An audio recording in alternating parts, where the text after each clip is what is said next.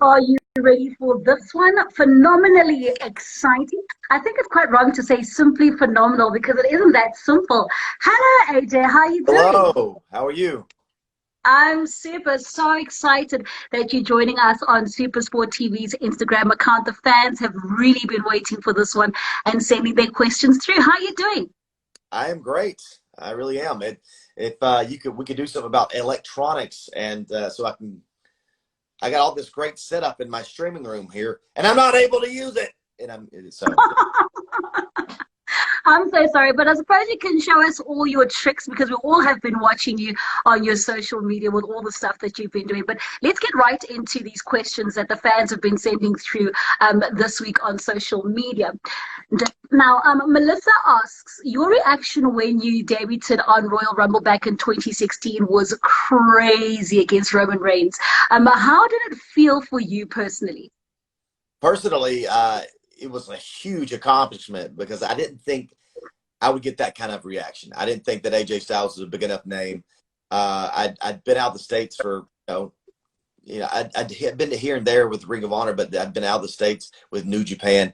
And so it was worrisome for me that nobody would really know who I was. I had the advantage of being in Orlando because I had been there for 11 years with a different company. So there were some scary moments whether or not people would even know who AJ Styles was, but the reaction was it was awesome. It was awesome, especially taking a look at Roman Reigns' face at that time. But absolutely iconic moment that is 4 years ago.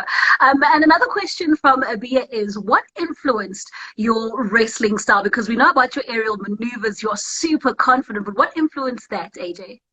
I don't know. It was a lot of different things.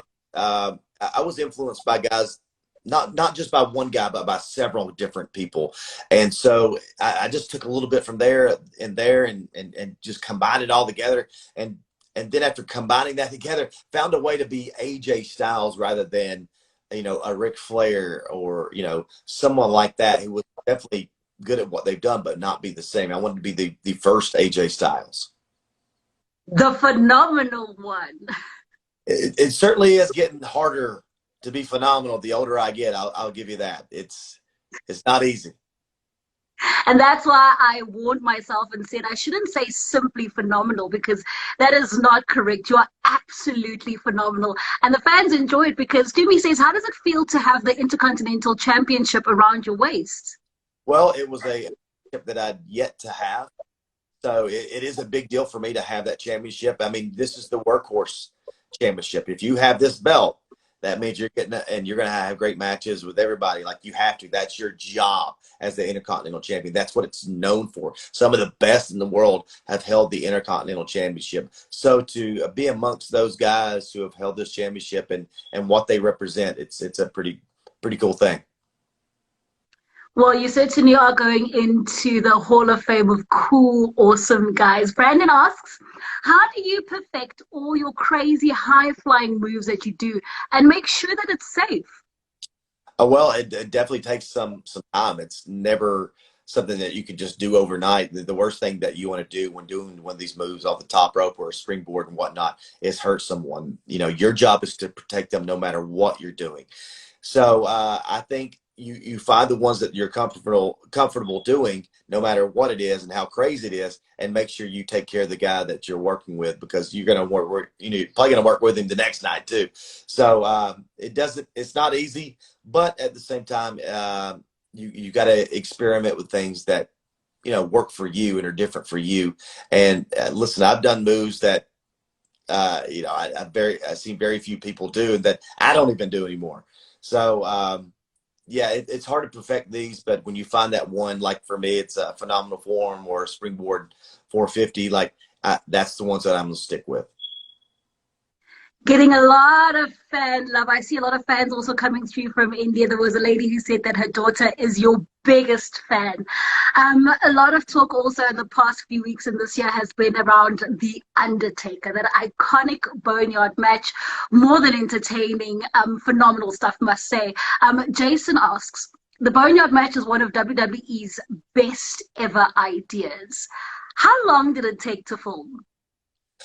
So yeah, the Boneyard match, I believe we started around 8 o'clock and wrapped up shooting everything at about 4:30 in the morning. So it was a long night for everybody. You know, I have a lot of respect, more so now than ever, for these actors who are on set for that long and do what they do, because it's about getting the cameras in the right position to get the best shot and the best angles and stuff like that. The Undertaker and I never stopped what we were doing, and as far as these fight scenes, unless they were over, Yeah. because we messed up. That never happened with us. But you know, what you saw is what you got. Is when Undertaker knocked his hand and, you know, punched the window and his arm got busted open, that was all real action.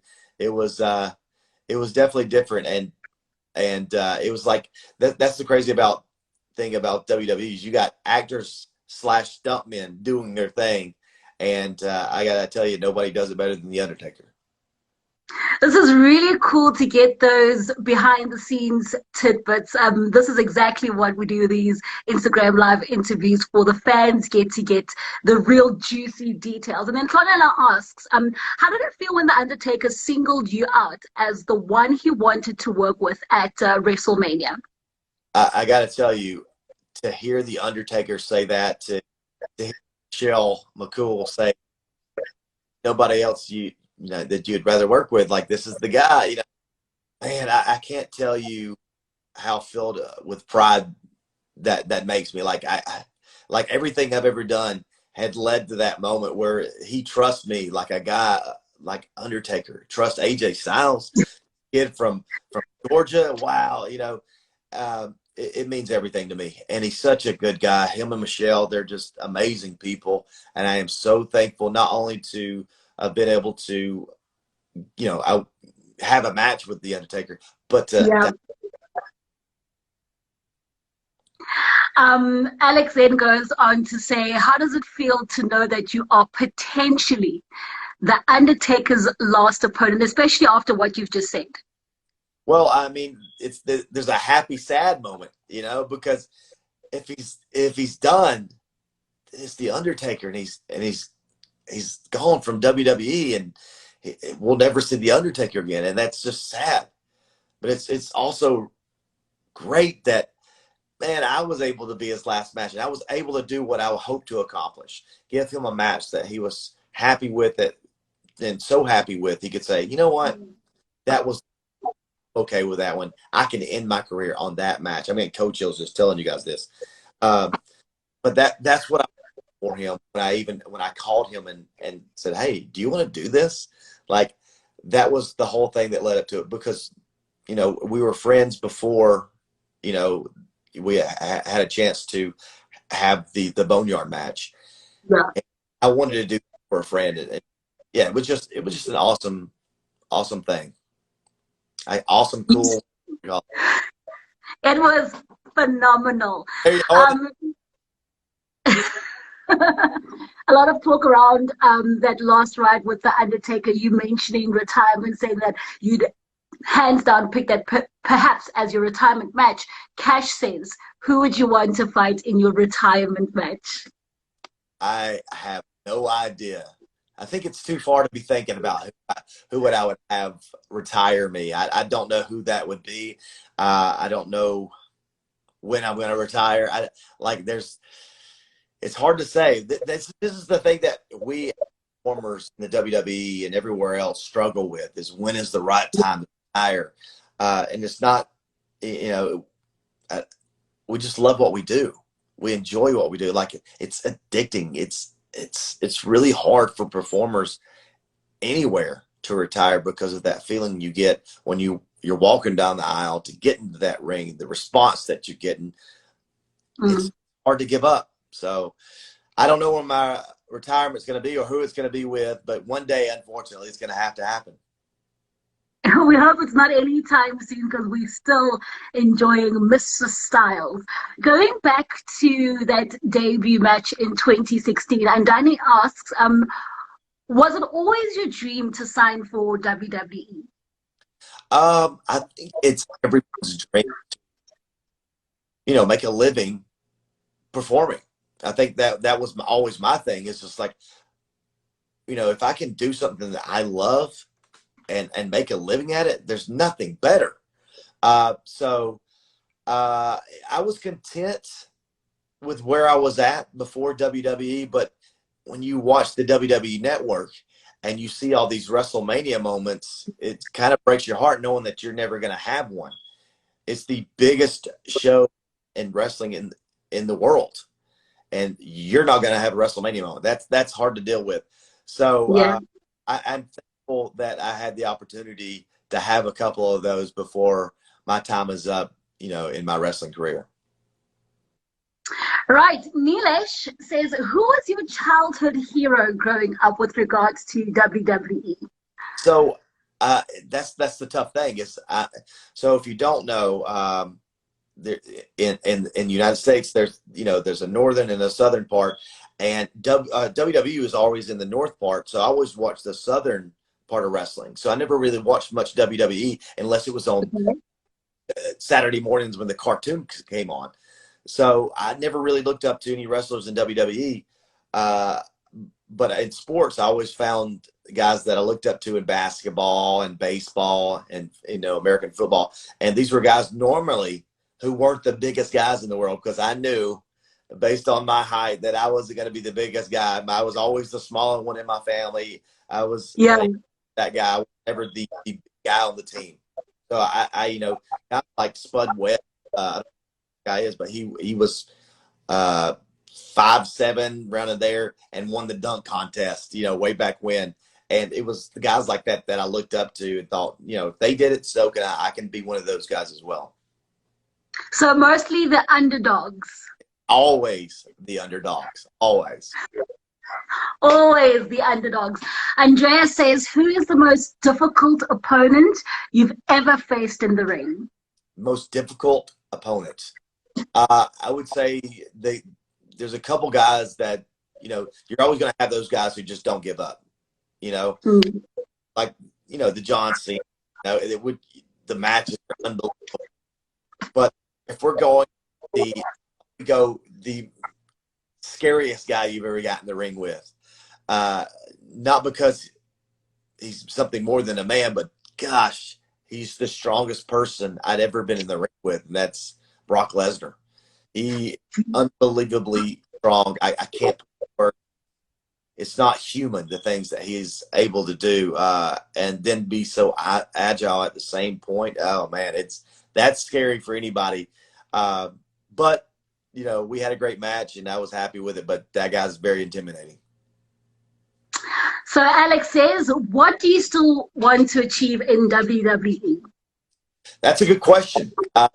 It's like right when I don't know what I want to achieve, there's something else that pops up. Like, what do I want to achieve? I'm not sure. Boom, Intercontinental Champion. Yes, that's right off the list. Because it, what it represents. I'm not sure what that next one is. It was the Boneyard Match. It was like, well, I wonder. That was cinematic. I wonder if I could do a movie. There was something there. So I'm not sure what it is. What lies ahead. Under the circumstances right now, let's just get through 2020 for Pete's sake.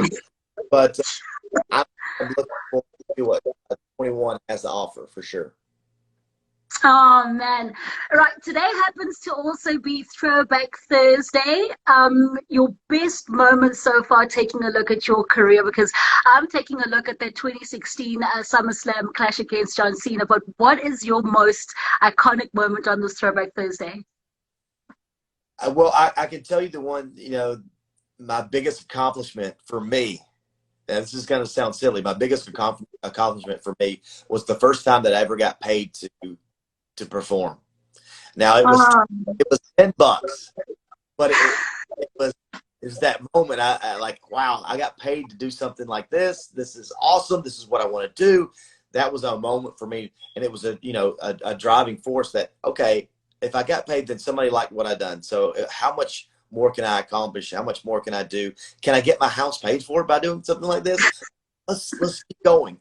It's the crazy thing about this business is that you don't make a lot of money to do Yeah. anything when you first start, you know, but you love you. I think the love for it grows and grows and grows where it doesn't matter what the money is. It's all about, you know, getting better and seeing what you can accomplish in the wrestling biz.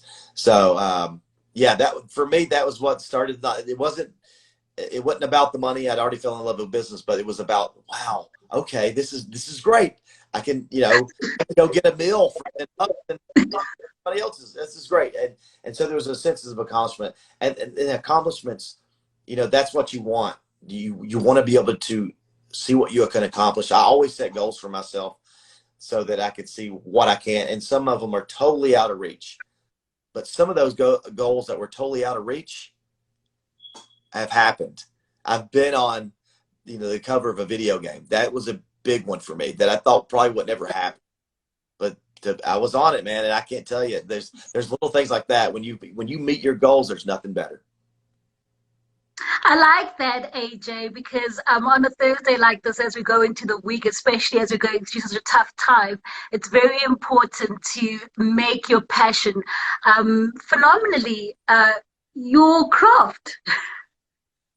Listen, we all know times we're going to get through this, so don't forget about your dreams in the meantime. Still do what you got to do to chase those dreams. There's always a way. And, you know, if that's researching and whatever it is, I can't tell you how many videos of wrestling that I watch. I cleaned out my old house and I was like, oh my God, I got so many VHS tapes that I used to watch over and over again and see how they did that. There's always something we can do to get better no matter what it is. And where there's a will, there's a way. Man, AJ Styles, thank you so much for joining us on SuperSport TV's Instagram account. Finally, a word to all your fans who watch you week in, week out as we close off this interview. Well, I will say this. I always say this. AJ Styles would be absolutely nothing without his fans. So thank you guys for all your support and everything you do for me. I don't know where I'd be without you. AJ Styles, thank you so much. This was a phenomenal chat. I wish you the best this week and in your entire career. Thank you so much. Thank you. Thanks for having me. Super. So that was a very nice chat with AJ Styles. I hope you did enjoy it. Most importantly, do make sure to tune in next week right here on SuperSport TV's live Instagram account. Do remember to catch all this action on channel 128, the WWE channel. It's going to get so exciting. In the meantime,